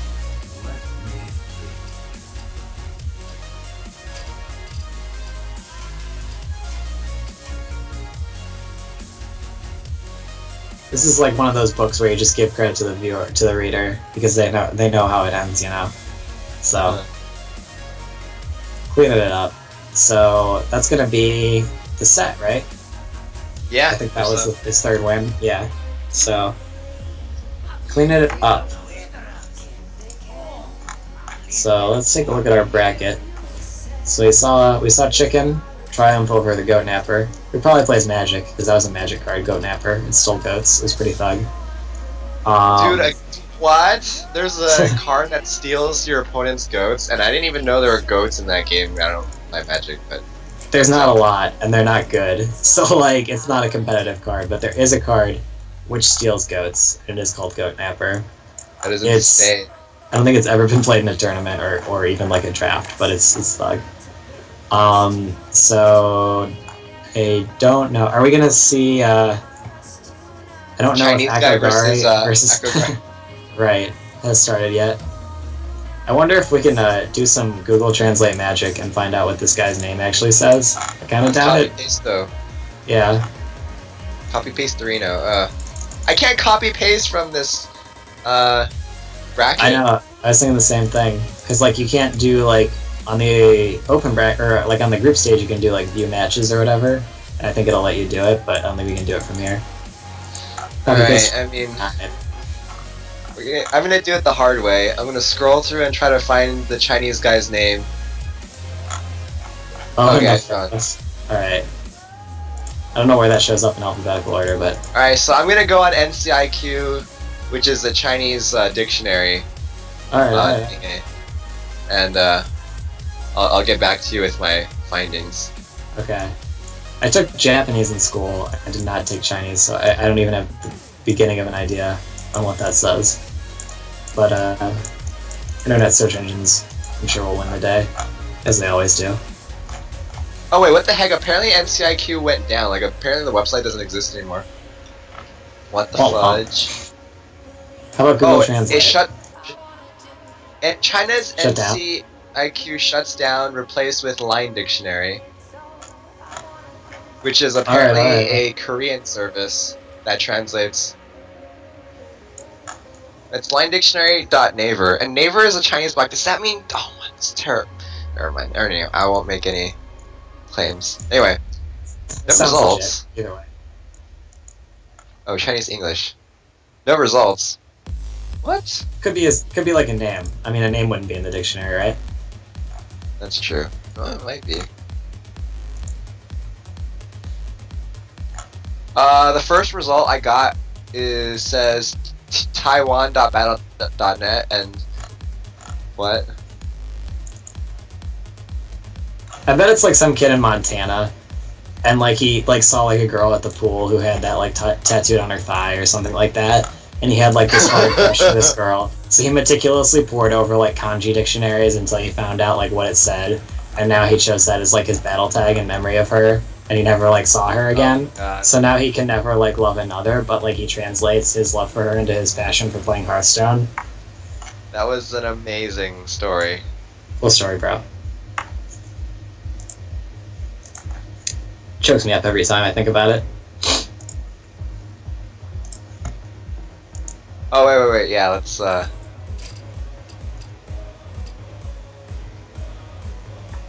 Wait, okay. Fushi in English may refer to, Republic of Maldives, a novel about the new Fourth Army incident. I don't know what that means. Me neither. Fushi Copper Weld, a Sino-American Nasdaq-traded company based in Beijing. I bet that's it. Historical name, Fushi, of the city of Yan'an in Shanxi, China. There's a town in Fujian, China. There's a town in Guangxi, China. And Japanese for father and child. For father and child, really? So there are apparently many definitions for this name. Okay, so I hadn't considered the weeaboo angle. It could be the Japanese one, could be the Nasdaq company. More questions than answers, really. Oh my god! Okay, so if he wins the tournament, we need to get him on for an interview. Cause okay, you know Java's so cute, right? So yeah. We were the week that he won, we were debating about what his name meant. It's like, was he referring to Java, the coffee coding language, the island? So we found out it was the coding language. So this time we need to find out what his. This is the first question we're gonna ask him. Yeah. Did he say why, if it was the coding language, like, is the coding language cute, or did he elaborate on that at all? Yeah, because like apparently he was into coding bots in RuneScape using the Java language. Okay. So yeah. Cute bots, obviously. Alright, cool story. I like that. I like that as a name.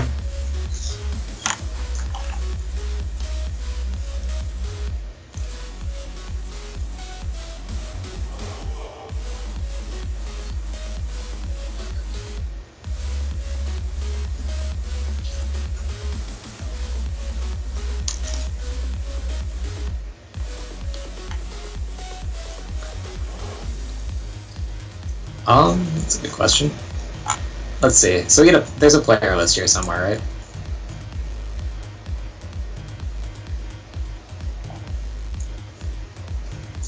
Reaper asking where Chinese guy's name shows up alphabetically. Your guess is good as mine. Oh yeah, that's true. Player list. The bottom. Does this show up after A or before A or after Z? The bottom. Oh, okay. Apparently after Z.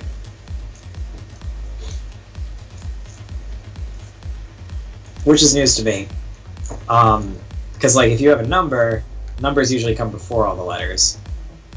So like, you know ZZ Top, like the band, like every girl crazy about a sharp dressed man. Like apparently they picked their name so that their records would be easy to find, like in the record store, because they'd always just be like on the far, like, you know, Z side of everything. So apparently if you really want to like next level ZZ Top, pick like Chinese characters as your band name, and you'll be easy to find if record stores are still real.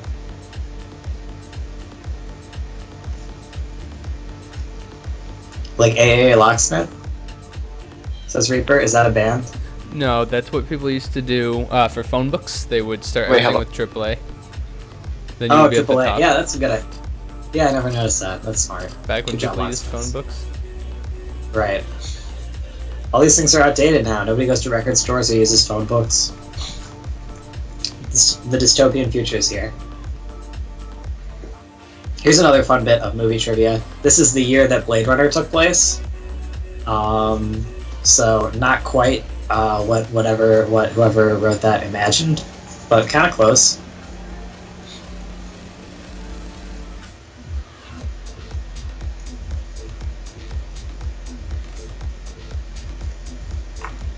Maybe there'll be another Harrison Ford card that is Blade Runner instead of Indiana Jones, and like it'll be like Hemet Nassingwari except for robots.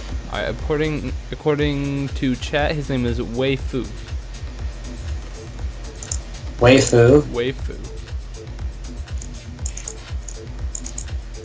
He could be. What if he was like saying like waifu and he's trolling you? But he might not be. Could be Wei Fu. We don't know. We don't know who our source is. Ray JN. So I don't know. He could be the Chinese master. Might be on top of it. Maybe he's a well-known player and I don't know about him. All possibilities. Oh, he's legendary. 43 legendary. So maybe he does know who this guy is. All right. I'll buy it. I'm a believer. There's also the fact that in the website chat, his name is Wei Fu. That's also compelling evidence. I think you've persuaded me. Just a little bit. I just noticed that. Noticed that. Cool. Okay, so we can call this guy by his name now. So we've got Wei Fu. Let's see. And he is hanging out in the main menu. So did he win? Yes, Wei Fu won 3-1 versus Akogar. Versus Ekogar. Alright, both of those guys top of the ladder. So we've got stiff competition for Chicken here. He won that last game pretty convincingly, but we'll see what happens here. I'm sure it's going to be a good match. It's going to be best of 5, of course. Lots of deck options, so this will be sweet.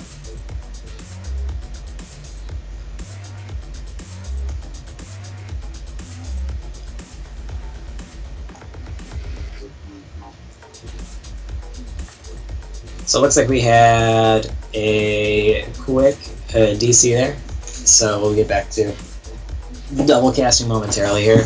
I have not said my casting compatriot's name at all during this cast, which may have been obvious, but it was typed. Reaper typed it at one point. I was just doing like, hey man. It was like my entire schooling career all over again.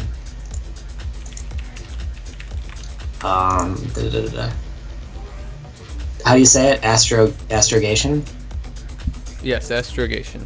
Astrogation. Alright, committed to memory. Astrogation. Never mind.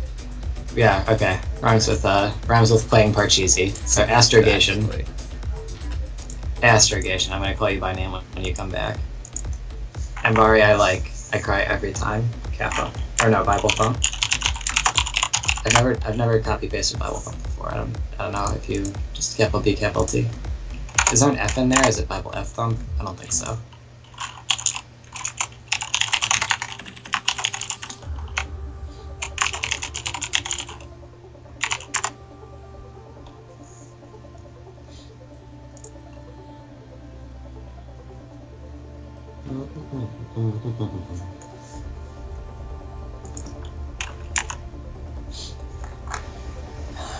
So Hearthstone, like if you're playing WoW, right? So like you're hanging out in this tavern, and you're playing card games, and you've got like all these dudes watching, and they're all like yelling, because you can hear them like they cheer for you. I don't know who all these dudes are. You know, they like, you know, they go like, ooh, you play like this giant guy. Like, don't these guys have like stuff to do? Like, isn't the world in danger? But they're busy. They got card games to play. This could be like a social commentary.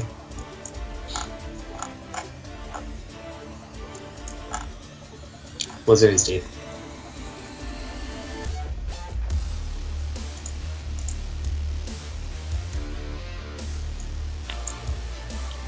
Maybe this would be like we're on a delay.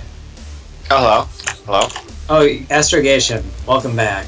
Oh, thank you. I just had an internet problem. I have Time Warner, so I have random Say no more. problems. I understand. I also have good old TWC. I used to live in an apartment where I had a charter, and those were like the best 6 internet months of my life. And now I'm back with TWC, and I hate it. Yeah, can't win them all. So my one of my trusty compatriots here has just linked me. Apparently, Waifu in the ESL Legendary Series played Forsen in a best of 5. Waifu. I remember him from ESL. Yeah, I went to the live event. It was really fun. I got to meet them in person. It's cool. Yeah, so that's who Chinese name guy is. I don't know if you were here for that. Oh, that's Waifu? Yeah, that's Waifu. So this is tight. We've got it looks like he beat my guy. Oh no, Forsen won game 1, Waifu won. Oh, Waifu won. And then Waifu won game 4. You beat my bird out, Waifu. That's really cool that Waifu found our tournament and is playing in our tournament. That's crazy. Yeah, how did we find that out? Shout out to Mythmaster in the chat, sending me links. He is the number one researcher in my study group. Oh wow.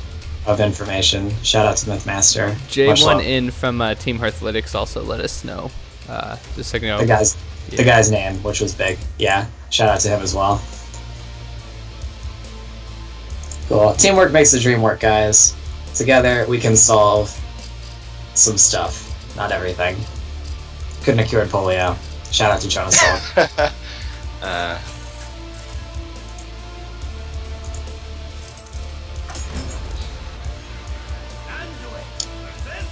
Alright. Chicken running out Priest versus Hunter. I hope the Hunter doesn't ban it, because I want to see somebody play Priest.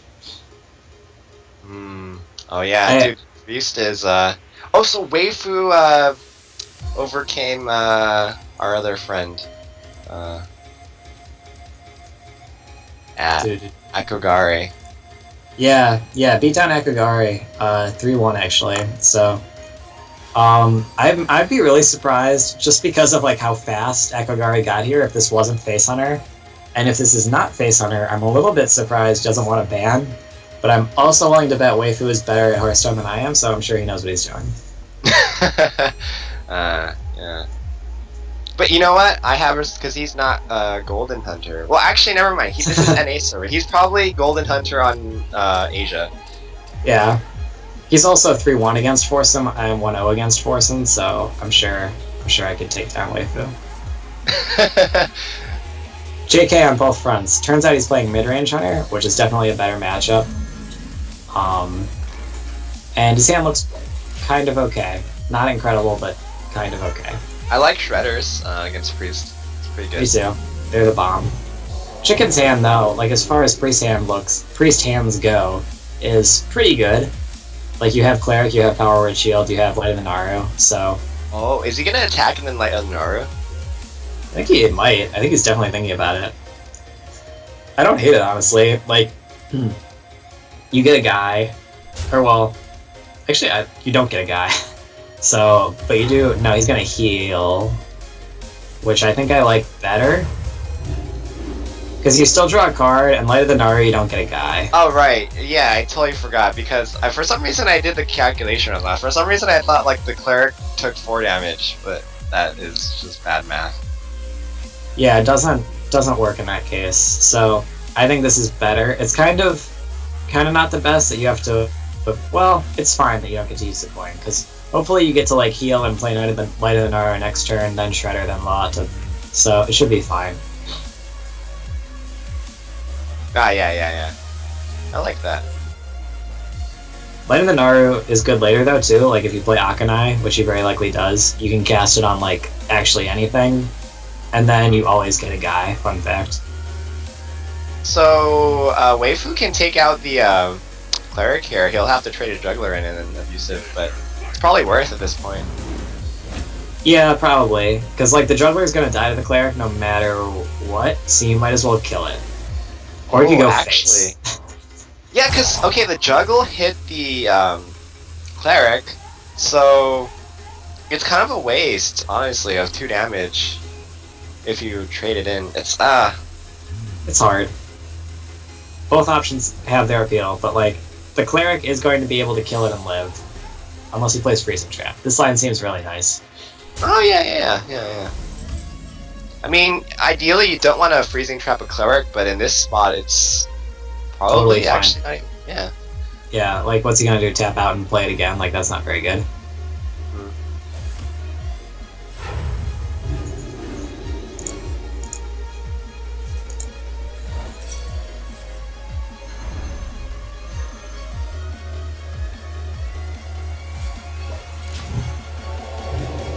So heal and makes the Light of the Naru guy, and then gets to spend all his mana, gain a lot of life. So that was certainly worth doing, and he still gets a card out of it. And at the end of it, I think the most important detail is that the Knife Juggler lives and is able to keep throwing knives. Right. So there is going to be a circle here, although not the sickest ever, because I mean it's a way to deal with Shredder, which are certainly not abundant in Priest, but the fact that he still has a guy now. Although the guy might just trade with the Akanai here, so kind of a cleanish clear. Trade and then Belcher. Hey, Belcher's kind of well, as we see here, Chicken does have the Pain in his hand, so Belcher will get wrecked by Pain. Yeah, that's true. That's not a card you see a lot of anymore, but that's a very good card. What else could he do? He could just play like Spider's Companion, like hope to be a little more proactive. Oh yeah. Or even like Companion Shot, but I'm kind of expecting him to go Companion Spider, but we'll see what he does. Trade Companion Spider. Looks like he wants Belcher though. Yeah, unfortunately, the Pain. The Pain. Is real. No, but the thing is, if you play Pain, then you're not playing Lothep or Shredder, so It's true. It's not that bad. He can play his Grill though. Yeah, that's true. You can go Shadow Word Pain Girl, which is pretty fine. Especially because he's going to have a 1-2 out, so you can get some value there. Or but Pain Chow heal yourself. That seems like even better, because really you don't want to use Girl. Like next turn you want to play like Sylvanas or Lotab, and then like you've got like Dr. Boom, Ragnaros. Like, you don't have a lot of mana to spare, and you definitely want to play safely. So, you want to gain all the life you can. I like this the best, I think.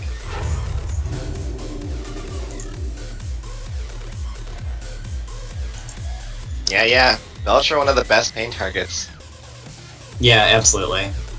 We mentioned this a little earlier, but kind of surprised people don't play Pain more, but it's not the most standard of cards in Priest. You would have expected more play out of it because it works well with Shrinkmeister, right? But it does. The thing is, like, I'd expect Shrinkmeister to be a lot more popular than an because, like, actually nowadays, like, I don't think that many priests run Shrinkmeister. So, given that they don't run that, they probably aren't running the Pain as well. So I don't know. It's Yeah, that's true. A lot of priests don't play Shrinkmeister, and it also works very well with Cabal Shadow Priest, which a lot of priests are also like sort of eschewing these days. But like, I don't know. There's just so many different ways to build Priest for one thing. But I've been I've played exactly one game, I guess, of experimenting with some of those cards. So we'll see how that goes. Priest is it's rough. I wish it was just like a stronger class all around because we could see more of these different iterations play out. But for the most part, people kind of just shy away from it. But there is a Shrinkmeister here, so he must have had that combo at least somewhat in mind. And yeah, it's High a pretty Mate's good combo. Because It is. there's a lot of 5 attack minions, right? And basically you can turn any 5 attack minion into a game target. Yeah, and like, I mean, that's very relevant, because like, if it's over 5, you got Shadow Word Death. Like, it gives you a way to deal with like 4 drops, or like 4 power guys very conspicuously, and nice Vulsion. That's gonna probably do a lot of work here. Like, for example, you can... I don't know about this. Wouldn't you like, say, like Vulsion and then trade the Chow in, or something? No, I think he wants to play Rag, that's why. Yeah, I don't know about Rag on this board, though. Like, you're just gonna... Well, let's see how his bomb RNG goes. That's important first. Right. So, probably attack with your Chow first, just to blow the freezing. Or not. Oh. Yeah, I don't know about that, because that's such a good bomb attack. No, you can't play Rag anymore because of the 3... Oh, he's gonna get blown out by the snake. Let's see if he's the luckiest, though. He got... Oh my god, he gets the hit. Play bad, get rewarded. The best. Waifu's shaking his head, I'm sure. Yeah, no, that was a loose line, man. Huge gamble there. Yeah, that was... I mean, it worked out, so who are we to say anything, right? I think we can still say stuff. That was loose, but he got rewarded. And this Unleash is going to be real nice, though. I mean, well, the Ragnaros is just going to sit there and just, like, do stuff every turn, so... It is. Oh my god, that's... The snake hit was such a blowout, like... Yeah. And he could have played around it, too, which is, like, the sick part, but yeah, he has no way... He can kill command, trade all the dogs into it, but that's, like... That doesn't feel very good. Maybe like, he just goes face. Yeah, he kind of has to. Because that's a lot of damage. Like, you can put your opponent to actually 1 damage off Leotel, so that's certainly nothing to sneeze at. Like, that's gotta be the play. Because how much healing does your opponent have? He can gain 2 life, so he's gotta literally clear your board, and then, like, hope you have nothing. But your hero powers, like, counteract each other, so you're, like, drawing live. Yeah, you're on a short clock, but you're drawing real live. Yeah, you have a lot of outs. I mean, the main thing is though that well, it's a priest, so you're not afraid of the burst. So like, what he's representing, like 17 on board at most, and like, how does priest get 7 damage? Right? They can't. Yeah, basically. So I was about to say nice Pyromancer, but he actually has 0 activations for it. Oh shoot, you're right. That's the thing about Priest is so many of your cards are so situational, and we're seeing that like brought to bear right now. Like you have this Pyromancer that does kind of nothing. You have this Shrinkmeister which does like slightly more than nothing. Wow, What? he's healing to draw a card. Oh no, is he dead? He is dead. He's dead. What the heck, man? Yeah, I don't know. A couple loose. He could have lived for another turn, like, right? I'm pretty positive he could have. Maybe. Well, he had 3 attacks. No, I he guess would he had have no died. removal. He had no Yeah, he removal, would've so died he no would have matter died. what. He had to draw removal. Alright. So yeah, rough spot for him. Rough spot indeed.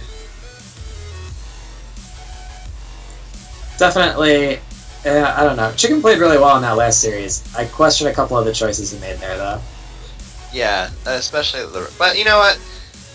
He's made it this far, maybe he's a little tired. We gotta give him the benefit of the doubt. It's late. I just looked at the clock a little while ago. I was very surprised how time has flown by today. It's already after 9 o'clock. I'm getting on a little bit of the tired side. He might be a little bit nervous. You know, it's the finals, man. This is what it's... You came all this way to play in, so sometimes the nerves can get to you. Yes, indeed. The nerves of playing in the finals. And, you know, probably less affecting Waifu, because, I mean, he's, you know, Chad asked, like, is Waifu played in the Legendary series? Is this the same Waifu? My reason for thinking yes is because he's, like, 60-something Legendary. And, Yeah, he's, like, high legend right now. right. So, you know, I'd be really surprised, if this wasn't him. And also, he, like, you know, beasted his way through this tournament. But yeah, I don't know. Maybe we can get a couple words with him later. That'd be pretty sweet. So, Chicken, running it back against Waifu, we've got Mage here. So we got Mech Mage with Piloted Shredder, versus Mech Mage here. So I feel like the whole of Mech Mage is like basically core, except for maybe like 2 slots where like you put Yeti and like maybe you cut like a Cogmaster or something. And like one of those slots can be like Piloted Sky Golem, for example. So I mean, I don't like. I'd rather cut. I'd almost rather cut like Clockwork Gnome over Cogmaster. I think Cogmaster's the 2 health makes a huge difference over the 1 tough. Or yeah. Yeah, I mean that seems legit. Cutting 1 Cogmaster actually probably makes a lot of sense. Yeah, Cogmaster, definitely true. Because I remember. I mean Clockwork Gnome. No, I would rather. Wait, did I say that right? I'd rather. No, yeah, you did. I said it wrong. Yeah. But yeah, I agree with you about Clockwork Gnome. Because I cut a Clockwork Gnome when I was playing like this list that Chicken is playing, this Flingatron list, because you need to free up a lot of slots.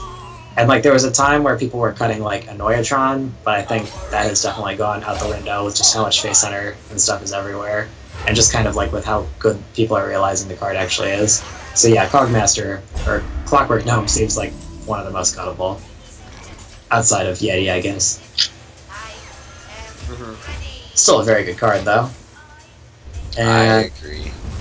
the board is a little bit in favor of Waifu here.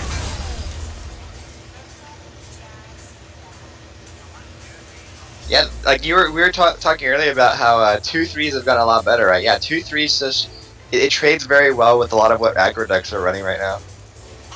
Yeah, it absolutely does.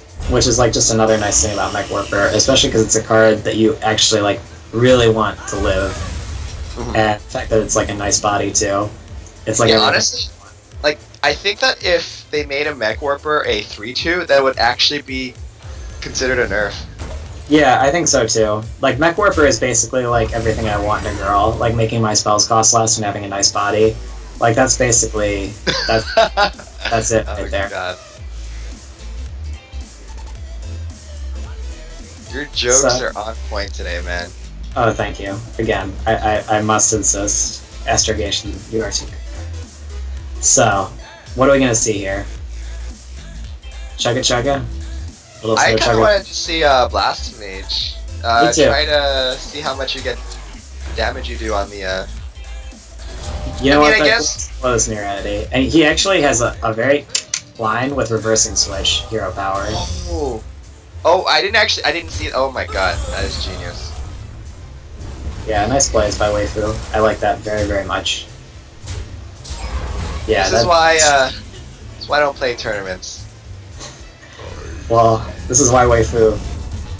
I don't know. Waifu's the one in the hot seat making it happen, and I think he played that very well. He really just dismantled his opponent's aggression there, and now. Like, his opponent has a lot of cards in hand, and he has a Loatheb on the board, but he's sitting on Dr. Boom, Blast Mage, Antonidas, and what better cards can you have, basically, at this stage of the game? Ooh, 3 to the face. Yeah. You know, he doesn't have a good trade, so he's just not going to attack. This Emergency Coolant I like a lot, though, out of Chicken, shutting down the aggression on Loatheb. And then a foil Chugga Chugga. And another one. Right. He really needed to do that. Like, he could have been greedy and saved it for Antonidas, but, like, does he even live that long? So, yeah, he's got to do that. Yeah, seems wise. He still has, like, you know, another spare part available, too. And, like, you want to play it on turn 8, typically. I think it's greedy when people keep 2 spare parts for Antonidas, because a lot of times playing the Mind Curve is just so good.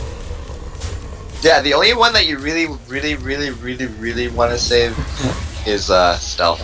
Yeah, Cloak's great. But if you got Cloak, play the other one. Turn 8 Stealth Antonidas game. Like, you're good, man. Time Rewinder, though, feels bad. Very often. God, having to fireball the Blast Mage, but now Boom's gonna come out and then there's no answer to this. There's not. Like, he's gonna have Antonidas make a thing next turn, but, like, it's just not that good. Like, yeah. He's got Dr. Boom, he's got his own Antonidas. Like, he's gonna just be able to shut this down. And, like, yeah, even if he does buff the Antonidas on the back, which seems right, but it still doesn't do anything just because Hero Power Sky Golem, even, like, that's the perfect card to draw here. Even if you don't want a Hero Power, you can still just run a bomb into it. He can do anything he wants, and the Dr. Boom's gonna live, which is the sickest part. Ooh, Sky Golem. Yeah, I think I like Sky Golem Hero Power. You know, actually, I don't see that many mech mages run Sky Golem, so when I do see it, I'm just, I like it, because it is certainly, it's like, I guess it's in the Lothep slot. It could be, or I think maybe it takes the Yeti slot, because I think Yeti is just kind of an underwhelming card. Oh, right, yeah, that's true. So, I think either of those are possible. I think Lothep is really good, so I'd be a little surprised if he cut that, but I think both are decent options. But yeah, it's a decent card. I don't know what you're really targeting by playing it, but it's just kind of all around a good card, so... Yeah, you're right. You know, Yeti, or... The Yeti can go both ways, because your opponent gets a spare part as well, and I've actually had an instance where I was playing Warrior versus Mech Mage, and the Yeti gave me a reversing switch that I used on Gromash before engaging it, and gave it an extra 5 attack. Yeah, that seems very good for the Warrior. And, like, I mean, this is clearly, like, a very different Mech Mage list than what we're used to out of Chicken also. Like, this was the list that Reynad famously played to success in that one tournament that he won. And I played this list on the ladder for a long time, and I've started to favor the more traditional Mech Mage list over this. Just because, like, I think the biggest reason is... okay, P.S. Chicken's dead. I'm telling this, like, long story, but... So the Fireball, game. But I think a lot of the reason for that is, like, when Mech Mage first started floating around, like, people weren't playing Piloted Shredder yet. And, like, Reynad's list doesn't play Piloted Shredder, but I think we've gotten to the point where Piloted Shredder is just so good that, like, you don't want to cut it, and, like, your 4-drop slot with Water Elemental, Piloted Shredder, and Blast Mage, like, you don't want to cut any of those, but you also don't want to play 6 4-drops. So that's the big reason I think that deck can struggle, especially like this. I completely agree. Mainly because, like, Shredders can trade up, right? They'll trade into the Blast Mage really well, and you still get a unit afterwards. And whereas you can't say the same for the Water Elemental. Yeah, it's just so good on paper. Like a 3/6 with the ability to freeze, especially with, like, how prevalent, like, Hunter Rogue Warrior is. But it just doesn't get there. Like, it's hard to define, but I mean, Shredder is just so powerful. And, like, so is, you know, Blast Mage. It's just, you're competing against such good cards at the end of the day. So now we've got Waifu up 2-0, and it looks like he is choosing to run back the Mech Mage, and Chicken wants to play Paladin. I don't believe we've seen a single ban yet. And this looks to be like no exception. Astrogation, how do you feel about this matchup? If I were Chicken, I'd probably coup here because no Zombie Challenge starting hand. Yeah, that's a good reason. His hand is really not the fastest. Like, his Knife Juggler is going to be quite underwhelming if it just trades for either of these cards on the board. It's probably going to trade for a Clockwork Gnome.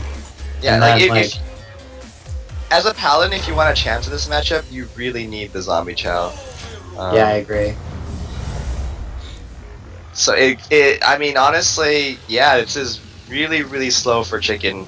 He's got Sylvanas and Tyrion, which are, you know, neither of them are gonna see any action until turn 6 and 8, respectively. So yeah, I don't want to call it this soon, but it looks like it's gonna be a 3-0 sweep by Waifu. I wouldn't be surprised to see that at all, honestly. Because, like, yeah, Clockwork Gnome is following the rules, but he wasn't exactly, like, a rowdy guy to begin with, you know? So, like, we've got a very clean kill here. He wasn't a rowdy guy to begin with, not you. Completely. All my rowdy friends have settled down. And, yeah, it doesn't choose to trade, but you don't have to. I mean, you can't get punished yet, it's turn 3, he doesn't have the coin, he's got no sweepers. So... Juggler. Oh, this is so sick for him, too. What a hook job. That's, like, the biggest hook job I've seen him play into all day. A little bit of a mistake by Chicken, but now, like, Waifu is even further ahead. Gets a free Knife Juggler for his trouble.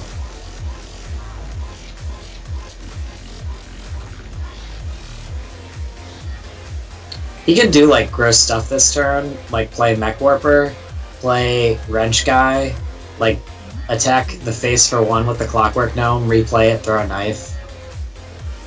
I like Wrench Guy. Wrench Guy's good. He fixes Wrench stuff. Guy's amazing. Did you just call Cogmaster Wrench Guy? Yes, I did. His name escaped me for a moment. Great RNG also. So now he can really actually do the thing with the Wrench Guy. It'll be sweet. Guys, no, we need to do a cast where we call all the units not by their actual names, but like descriptive. So Harrison would be, a white guy with hat. That is a really good name.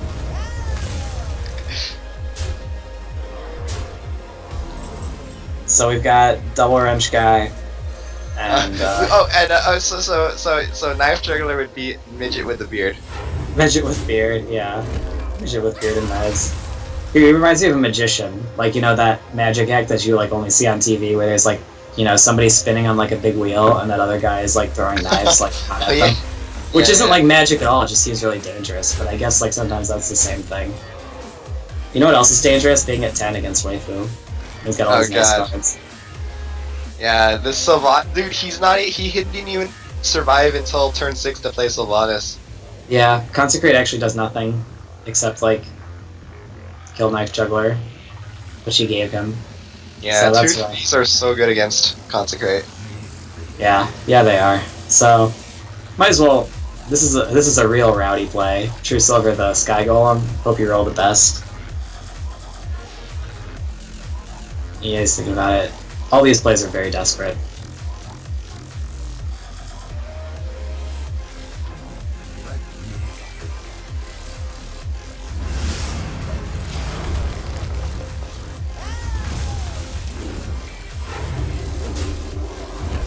Okay, cool. So we do see that Chicken was able to make a little bit of a dent in that board, but actually dead on board. Frostbolt, Hero Power, sews it up. So congratulations to Waifu. Took it home. You know, you won that series very convincingly. Very tight play. Representing the international community. Absolutely. Played very aggressive decks very well. I can't think of a single play I would fault him for during the course of that set. And then also, you know, shout out to Chicken. No small feat to get second in here. Put up a strong fight against Waifu.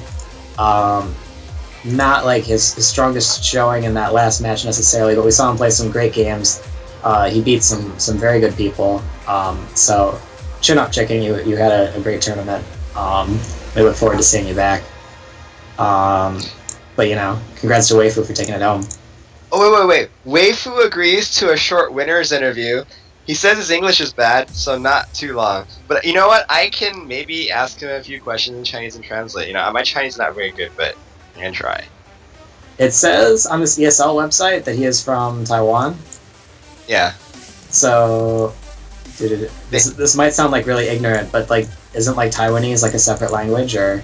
Taiwan's main language is still Mandarin, and they have a Taiwanese dialect, but their main language is still Mandarin.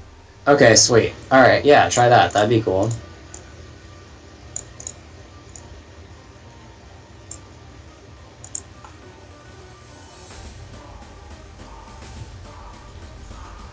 So, exciting tournament today. We saw a lot of good games. A lot of different decks were well represented. Oh, cool. It looks like we've got Waifu in the call here. So, Waifu, congratulations. Waifu, thank you. Hello. Hello. You can say Chinese? 我一点点，我是美国长大的，中文不太好。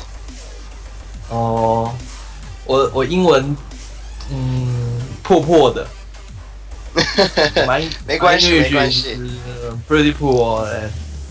你上次来美国的时候去打 ESL， 我也见过你一次，没有跟你讲很久，就是 anyway, so it was it was fun meeting you there. Yeah. Alright. You, So hey. So So let's see. Waifu, how did you what was your experience like in this tournament? Did you feel, was it a difficult tournament, like an easier tournament for you? How do you feel you did? I think the lure is pretty funny because